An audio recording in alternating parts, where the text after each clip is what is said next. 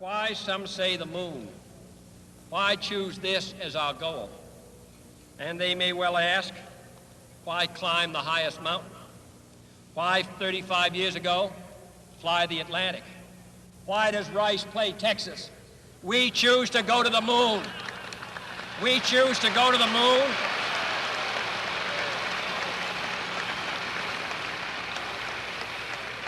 We choose to go to the moon in this decade and do the other things, not because they are easy, but because they are hard.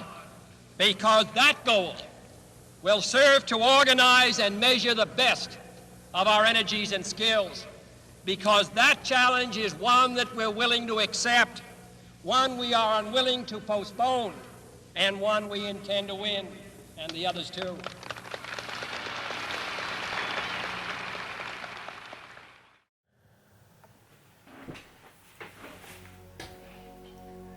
So every year, me and all my friends, we go down to a spot on the cliffs close to where we all live and jump off.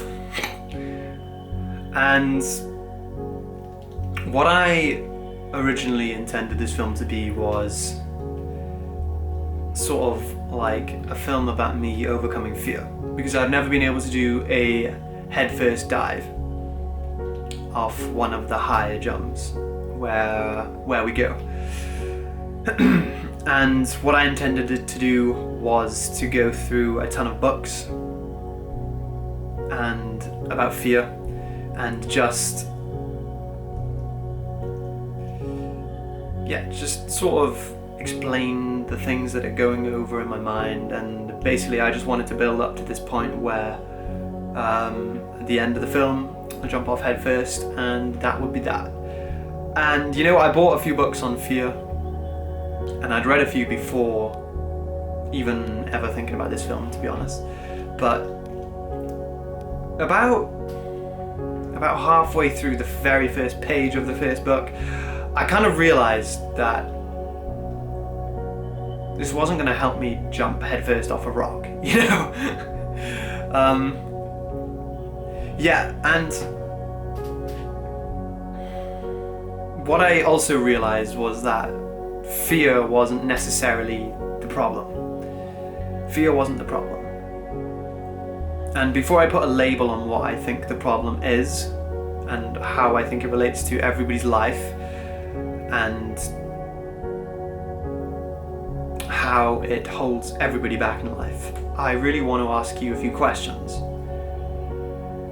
Right, why, I'm guessing you know people who have talked about this, and maybe you've seen it yourself, maybe you are one of these people. Why certain people stay in relationships that they clearly don't want to be in. Where they come to you, they talk about their partner all the time, and they're just saying, bro, I just she's done this now and I just don't want it. Or and you can clearly see that they just shouldn't be together, yet they stay together. Or maybe they break up and then they get back together again, right?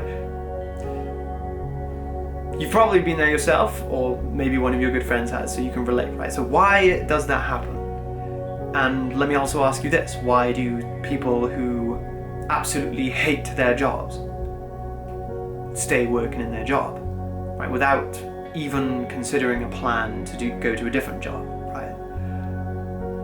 Well, how does that happen? People literally spend decades of their lives going to this place that they really don't want to go to, without really ever considering, even considering the options of going somewhere else.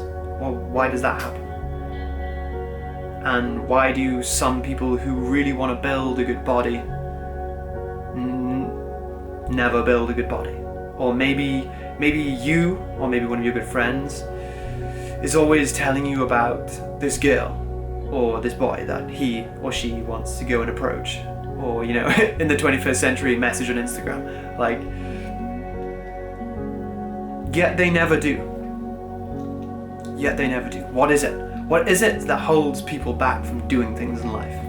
What is it that stops people from going after and, you know, just taking that step or the jump into the direction of what they really want in life? And why do people just stay where they are? Why do people stay where they are in life?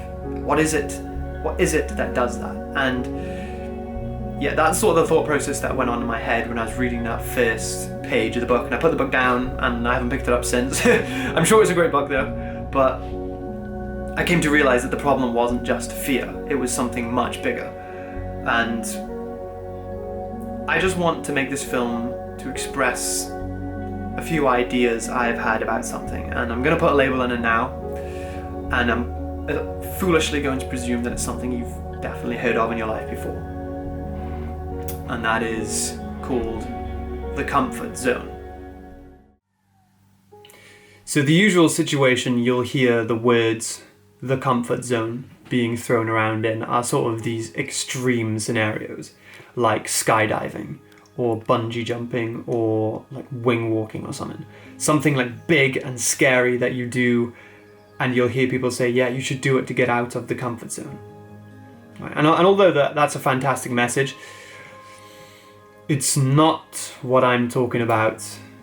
It's not what I'm trying to express in this film. What I'm talking about is much more of a practical philosophy that you can apply to every single day of your life, not just one big thing that you do once a year or like once in your lifetime, like skydiving, but more so applying it to pretty much everything. Because the concept of the comfort zone, if you break it down literally, right, and this is going to sound dumb, but it is the metaphorical zone in which you are comfortable in. Right, and comfortable doesn't necessarily mean good. Comfortable doesn't necessarily mean bad either, but it definitely doesn't mean good. And within this zone is essentially what you are used to in life. It's what you know. It's what is safe. It's what you're comfortable with. And yeah, crucial to say again, comfortable doesn't mean good. Always. Doesn't always mean good. But what I really want to express is much more so the edge of the comfort zone, right?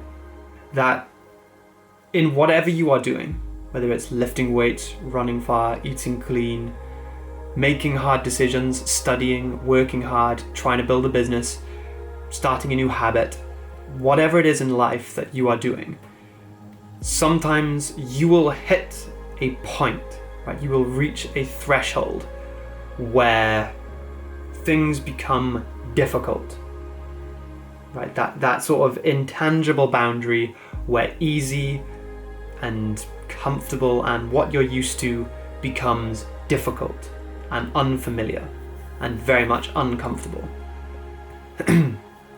and that point right there where you find yourself meeting this resistance, this resistance that could be external resistance in the form of, running, finding it hard to run further, or finding it hard to lift a weight, or, finding it difficult to make the right decisions with your diet, or getting out of bed and working on the business. Whatever it is, that point where you meet resistance is the edge of your comfort zone. It's that line right there is the end of this metaphorical zone of which you are comfortable within.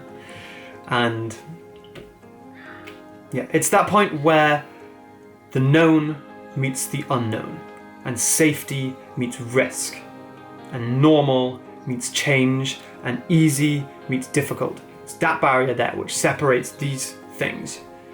And it's important to understand that because it holds you back in two different ways. And I'm going to break down each individual way in sort of two different sections. But the first way that it holds you back is fear. Because stepping from the known into the unknown, or stepping from safety into risk, or what you are used to the unfamiliar, there's an element of fear there. And it holds you back in that way. But it also holds you back in the form of complacency. right? And what I mean is, say if you do make the decision to go to the gym, how many times do you go to the gym and kind of just go through the motions? You kind of just, you're there in the gym and you're working hard, sure, but are you really pushing yourself? Are you seriously pushing yourself to the limit? To that limit, that threshold where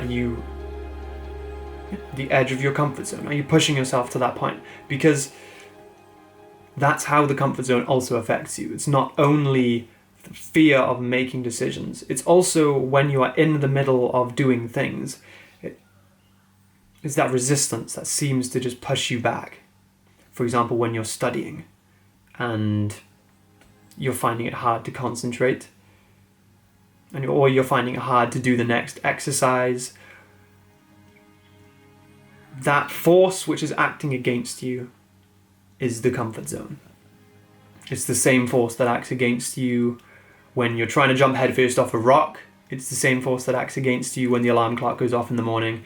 It is the comfort zone. And it is your innate, normal, natural desire to stay in this metaphorical zone of comfort.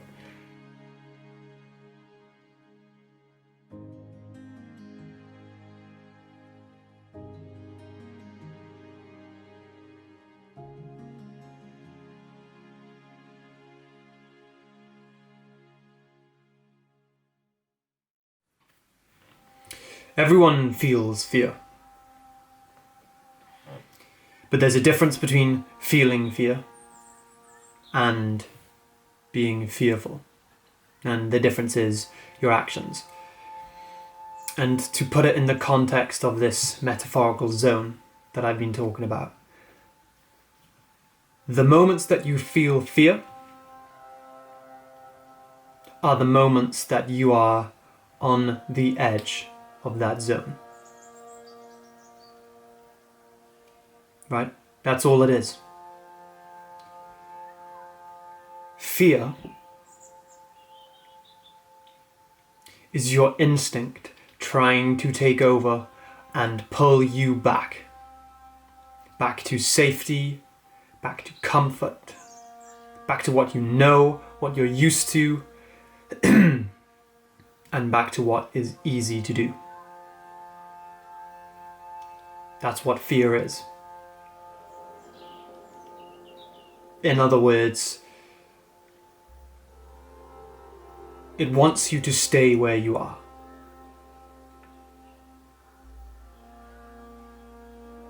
Even if where you are is worse than where you could be.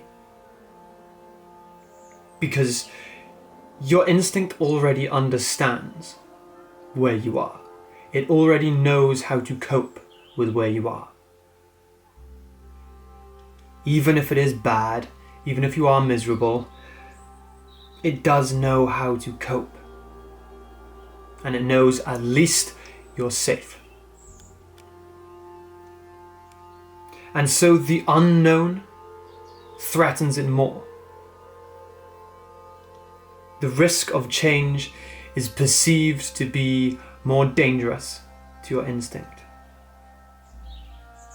than what you already know.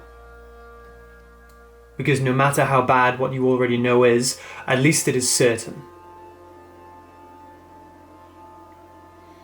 So if you do not meet this fear with courage to overcome it,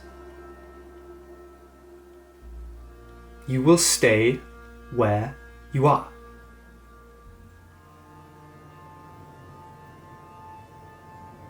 If you give in to fear, you will stay where you are. You will stay inside this metaphorical zone. You will stay within these limits, which you are afraid to cross. You will stay with what is comfortable, even if it is bad. Because that's how fear works. And this is why you see people in relationships that they don't want to be in. because they are afraid of having the breakup. And they are also afraid of the unknown realm of being single. Right?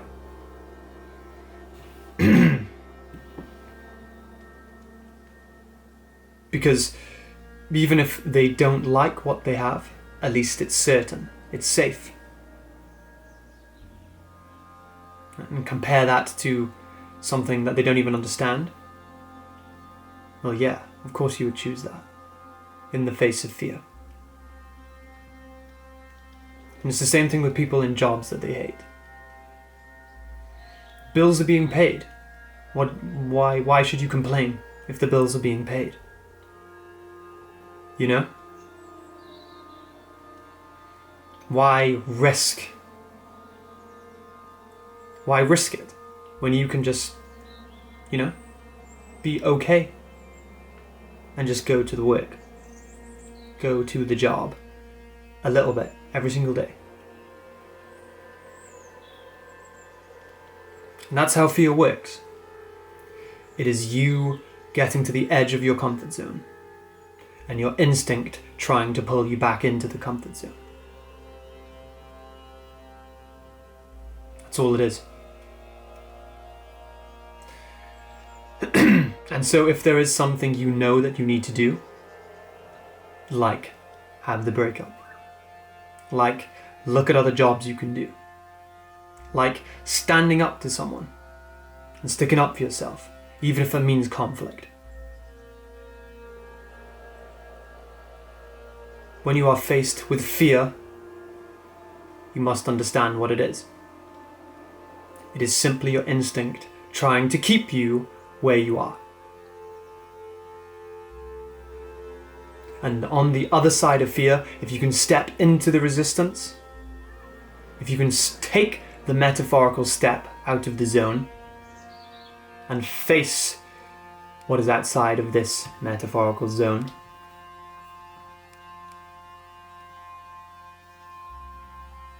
then you might be able to change where you are.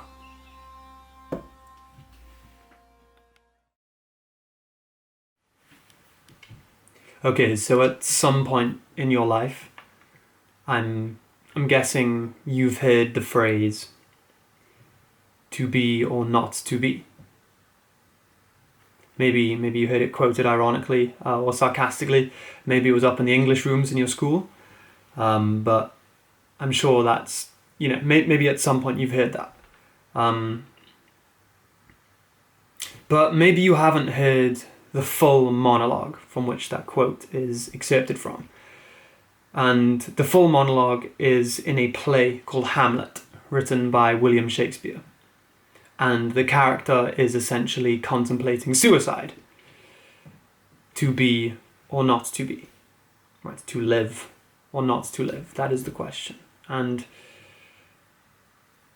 the reason I'm telling you this is because this monologue, when you put it in the context of the comfort zone, it makes a lot of sense.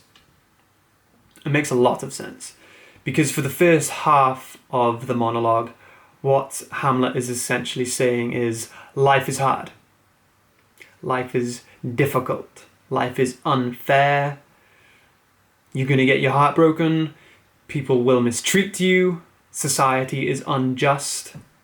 And the world is far from perfect. So why live? This is what Hamlet says, basically. And if you put that in the context, instead of life and death,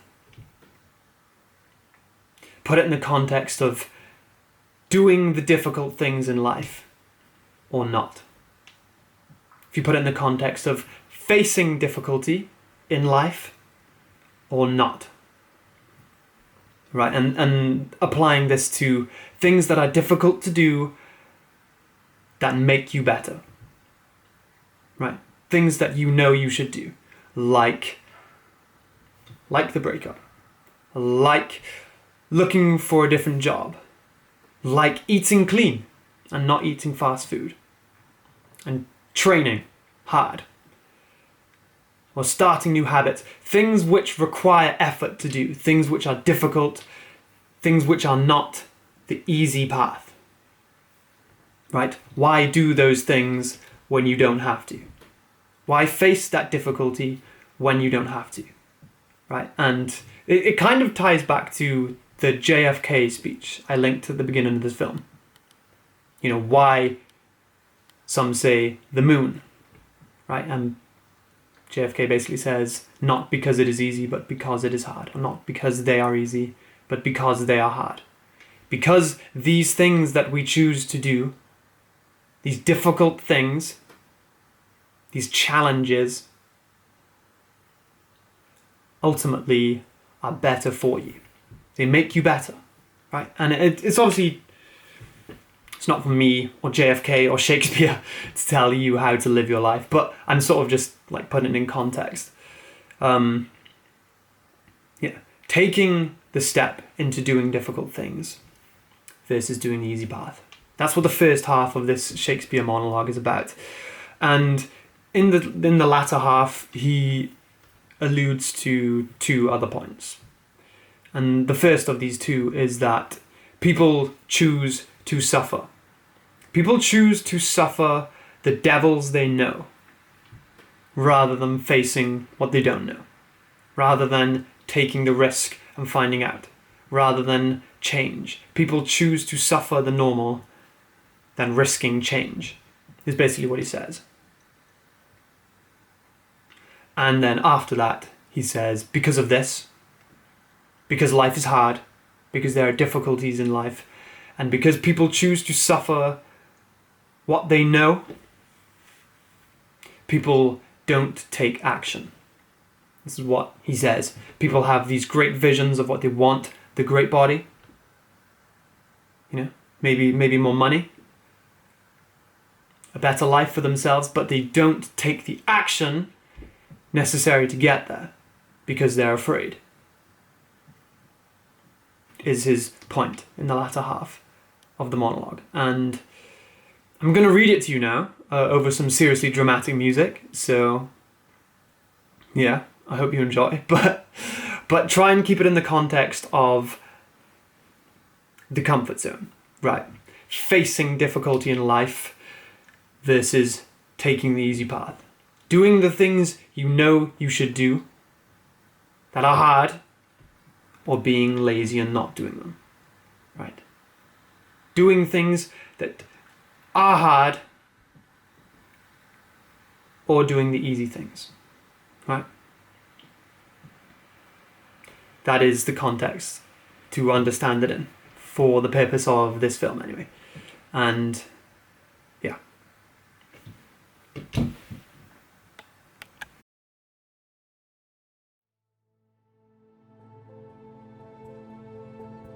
To be or not to be?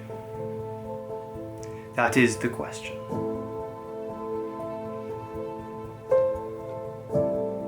Whether it is nobler in the mind to suffer the slings and arrows of outrageous fortune, or to take arms against a sea of troubles,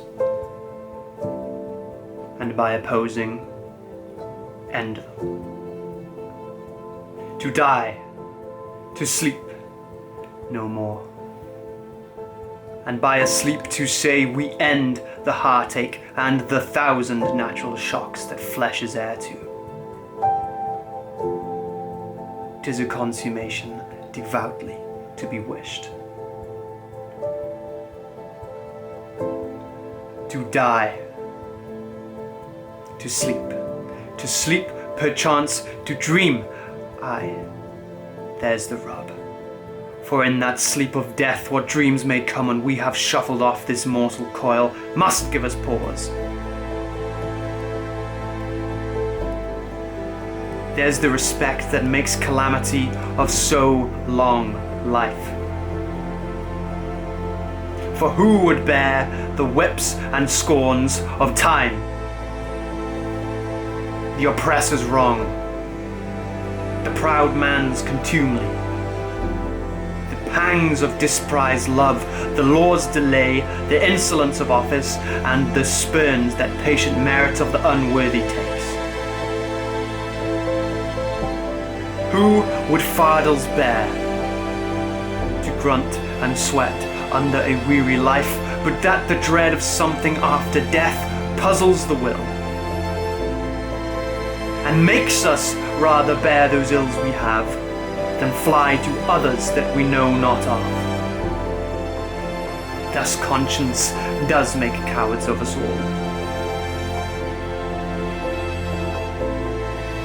And thus, the native hue of resolution is sickled over with the pale cast of thought. And enterprises of great pitch and moment, with this regard, their currents turn awry and lose the name of action. We choose to go to the moon in this decade and do the other things, not because they are easy, but because they are hard. Because that goal will serve to organize and measure the best of our energies and skills.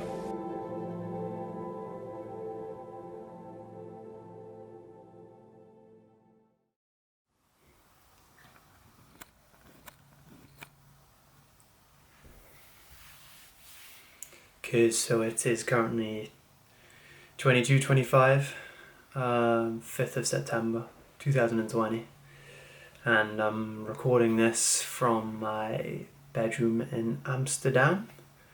I've moved to the Netherlands. I'm now a student at Vrije Universiteit, and I'm just wrapping up this, the first part of this film. And yeah, there's kind of so much that I want to say.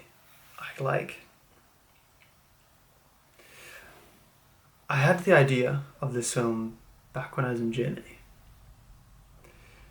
And I just remember being so excited to start it. And I had all of these ideas just bouncing around in my head. And it was like I had all the shots planned. I kind of had so much that I wanted to do and so many ideas that I wanted to express. And when I got back from Germany, I basically had to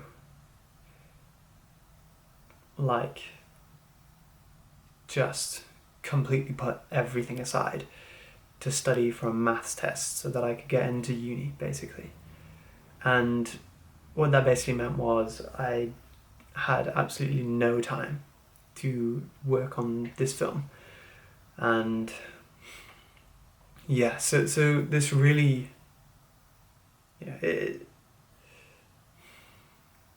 I wanted it to be way more than what you just watched, basically. So I'm going to put the complacency side of what I wanted to talk about in another film at a different time. But yeah, just on a closing note, I just want to say that whenever you feel those moments in life where you just feel stuck or paralyzed by this feeling of resistance, like whether it's change, whether it's risk, whether it's fear, and that could be the fear of confrontation, the fear of disappointing other people, the fear of losing something, the fear of not being good enough, whatever it is in life.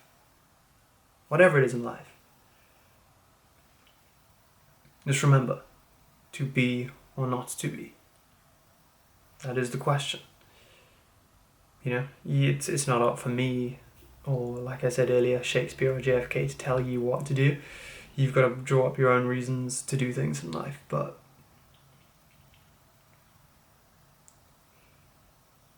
just remember, if you give in to fear, you stay where you are. You stay where you are. So, yeah, that's a closing note. I've got so many things that I want to turn into films. So many ideas go around my head, and I hope that you found this one useful, and yeah, I've got a few more lined up, which is life gets in the way sometimes, you know? Life gets in the way, and